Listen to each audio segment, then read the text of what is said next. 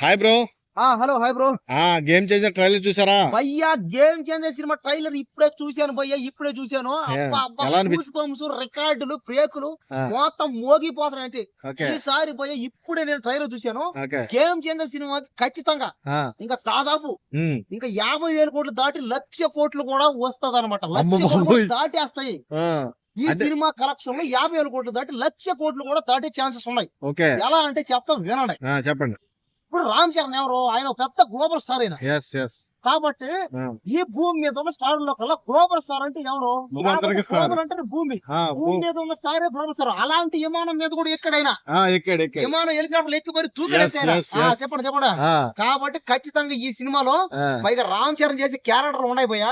Helicopter మీద ఎక్కుతాడు, కత్తి ఎత్తుకొని ఎక్కడి నుంచి పడతాడు, ఎత్తు వస్తాడు, లుంగి కడతాడు, రాయి వేస్తాడు, పంచి కడతాడు, ప్యాంట్ వేస్తాడు. అయ్యే విభిన్నమైన పాత్రలు. పోలీస్ అవుతాడు అప్పుడు పోలీస్ క్యారెక్టర్. ఎన్ని చేస్తాడంటే ఎన్ని చేస్తాడు, పిచ్చెక్కిపోతుంది. ఎన్నెన్నో క్యారెక్టర్లు అంతే. నచ్చిన డైలాగ్ చెప్పండి. నచ్చిన డైలాగ్ ఒకటి చెప్పండి. ఏం చంద్రుడు డైలాగా? నేను పుట్టిందే నా వాళ్ళ కోసం, నా వాళ్ళ కోసం పుట్టాను, నా వాళ్ళ కోసం బతకతా. ఇది ఒక చిన్న డైలాగ్. ఇది ఎక్కడ మో డైలాగ్. మిగతా డైలాగ్ ఉన్నాయి. నాకేంటంటే ఏం అర్థం కావట్లేదు. డైలాగ్ చూసినట్టు నాకు ఇంకా మైండ్ బ్లాక్. అబ్బా ఎస్జే సూర్య గారి క్యారెక్టర్ ఎలా అనిపించింది? ఎస్జే సూర్య దీంట్లో విలన్ కావాలా? ఎస్జే సూర్య అయితే అల్లాడిస్తాడు అనమాట. అల్లాడిచ్చేస్తాడంటే ఎస్జే సూర్య కనకలాడిపోతున్నాడు. రామ్ చరణ్ అయితే ఒక పక్క కలెక్టర్ గా, ఒక పక్క ముఖ్యమంత్రిగా, ఒక పక్క పోలీస్ గా, ఇంకో పక్క రిపోర్టర్ గా, ఇంకో పక్క కలెక్టర్ గా, ఒక పక్క డాక్టర్ గా, ఇంజనీర్ గా, వ్యవసాయం చేసేవాడు, కూలోడుగా. ఎన్ని క్యారెక్టర్లు చూస్తేనే మైండ్ పోతుంది అంతే భయ. ఈ సినిమా ఖచ్చితంగా భయ. నేను 1,00,000 కోట్లు ఎలా వస్తాయి కూడా చెప్తా. దయచేసి మీరు అపార్థం చేసుకోబాకండి.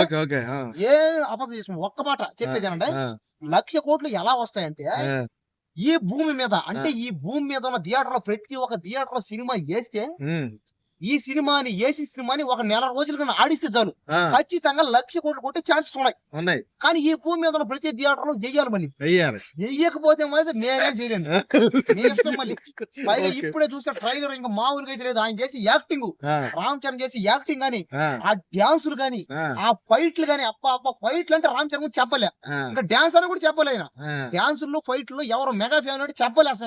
ఇంకా చూస్తుంటే చిరంజీవి లాగా ఉన్నాడు మొత్తం. పైగా ఇంకా రాజకీయాలు చేస్తుంటే పవన్ కళ్యాణ్ గారి లాగా ఉన్నాడు మొత్తం. అసలు ఏం తప్ప పవన్ కళ్యాణ్ గారి లాగా మొత్తం ఆ పంచి కట్టం గానీ అదే అసలు అక్కడ ఉండేది రామ్ చరణ్ పవన్ కళ్యాణ్ అర్థం కావట్లేదు. ఎందుకంటే వాళ్ళ రక్తంలోనే మంచి చేయాలని ఉంది వాళ్ళు. ఎందుకంటే సినిమా ఎందుకు తీసారంటే మంచి చేయాలి, ప్రజల కోసం తీసాడు అంతే. దాన్ని దయచేసి పర్సనల్ గా ఎవరు తీసుకోపోకండి. అదే విధంగా థియేటర్ దగ్గరికి రేపు 10వ తేదీ సినిమా వస్తుంది. దయచేసి థియేటర్ దగ్గర ఎవరు తొక్కేసినట్టు తొక్కుల్లో నలిగిపోకండి. జాగ్రత్తగా ఉండండి. జాగ్రత్త సినిమా పోయినండి. కాస్త లేడీస్ ఏం చేస్తారు, చిన్న పిల్లలు లేడీస్ ఒక 10 రోజులు వారం రోజులు గ్యాప్ తీసుకుని సినిమా పోండి, లేదా ఒక నెల రోజులు ఆగండి.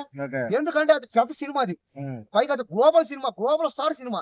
కాబట్టి ఈ సినిమాకి జాగ్రత్తగా ఉండండి.